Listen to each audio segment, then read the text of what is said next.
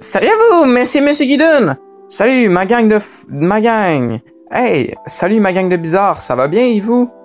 Alors, aujourd'hui, je vais vous raconter la première fois que... Bonjour tout le monde, c'est Monsieur Guidon et aujourd'hui, je vais vous raconter une histoire de soir. Et le sujet de cette histoire aujourd'hui, c'est la deuxième fois que je me suis fait prendre par la police à consommer le cannabis.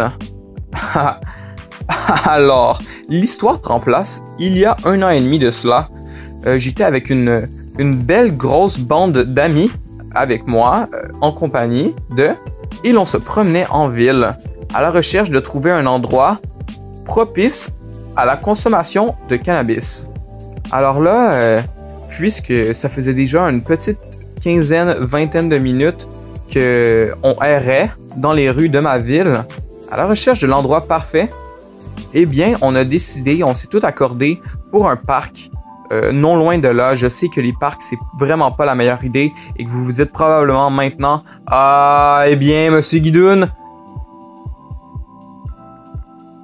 Il était environ 11 heures du soir et il y avait encore quelques matchs de soccer, par exemple, qui se donnaient aux alentours de ce parc-là.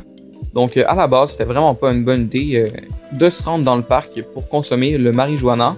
Par contre, tout le monde sait que la mentalité de groupe est pas mal moins réfléchie que la mentalité individuelle.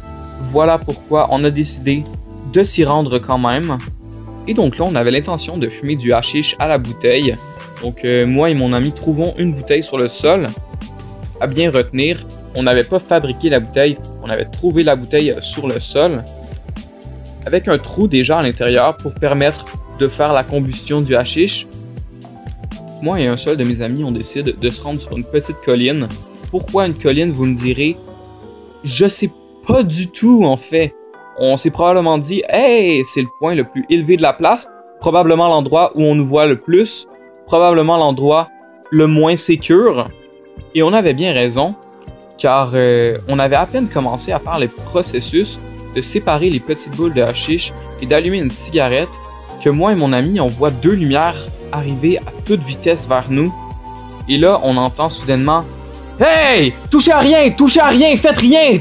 Ah! » Donc, étant des enfants qui écoutent beaucoup leurs parents, « La police, c'est mon père! » Eh bien, on s'est dépêché de mettre toutes les petites boules de hashish sur le sol, de tout renverser, de jeter la bouteille plus loin.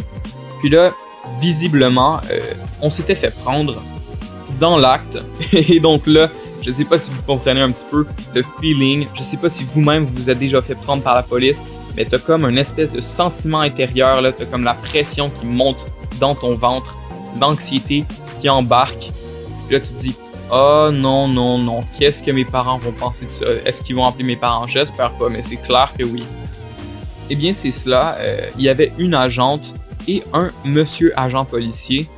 Puis là, tout de suite, l'agente se dirige vers la bouteille, la prend, la met à son nez et dit « ça sent la marijuana là-dedans! » Alors là, moi et mon ami, on s'est regardés et puis on s'est mis à rire intérieurement, je suis presque sûr, parce que c'était impossible dans le fond que ça sente. Il y avait à peine eu un petit peu de combustion de tabac qui s'était passé à l'intérieur de la bouteille. Donc la madame en inventait clairement. Sauf qu'on ne pouvait pas vraiment rouspéter avec elle. Donc on s'est rendu, on a dit « Oui, en effet, il est très possible qu'on ait consommé le weed. » Parce que c'est une très bonne chose de coopérer avec les autorités policières quand vient le temps, quand tu viens de te faire prendre. Parce que écoute, ça s'est déjà passé. Donc mieux pour toi de faire en sorte de les avoir de ton côté. Comme ça, au moins, tu risques pas un casier judiciaire, par exemple. Alors voilà, on a bien coopéré avec la police, qui, elle, a soudainement décidé de vouloir me faire une fouille. Donc là, c'est là que la panique a vraiment commencé. Car dans mon sac, j'avais un dabber, j'avais un petit pot de marijuana, avec aussi un beau sachet de 3,5 grammes de marijuana. J'avais aussi 3 pipes, une en bois, 2 en vitre, et un peu d'autres accessoires, par exemple du papier à rouler. Donc c'était bien évident, bien évident que j'étais là pour consommer la marijuana tout au long de la soirée. Et donc voilà, la police a absolument trouvé tout ce que je possédais. Puis là, elle a commencé à s'énerver un petit peu. Elle m'a demandé si j'avais mes cartes d'identité. Évidemment, j'avais aussi gardé mon portefeuille sur moi. Je ne pouvais pas mentir sur mon identité, ce que je n'aurais jamais fait sinon. Et donc, quand elle a vu ma carte étudiante, la chère dame policière, eh bien, elle a vu qu'il était écrit École d'éducation internationale dessus. Et puis là, puisque j'étais en programme international, elle s'est probablement dit « Oh, un bon petit garçon, un bon petit étudiant qui étudie bien à l'école. » Donc, elle a décidé de me laisser tranquille pour cette fois-ci, qu'elle allait juste appeler mes parents et qu'elle allait juste forcément garder tout ce que j'avais avec moi ce jour-là, incluant mes popettes. Et mon ami, lui, qui avait tout le hashish sur lui à ce moment-là, il a décidé, je sais pas vraiment exactement comment il a fait, il est sûrement un ninja, parce que moi, j'ai absolument rien vu, mais il a décidé de mettre son hashish en dessous de ses couilles, comme ça, si jamais lui se faisait fouiller, eh bien, il allait rien trouver. Et forcément, la police a absolument rien trouvé sur lui.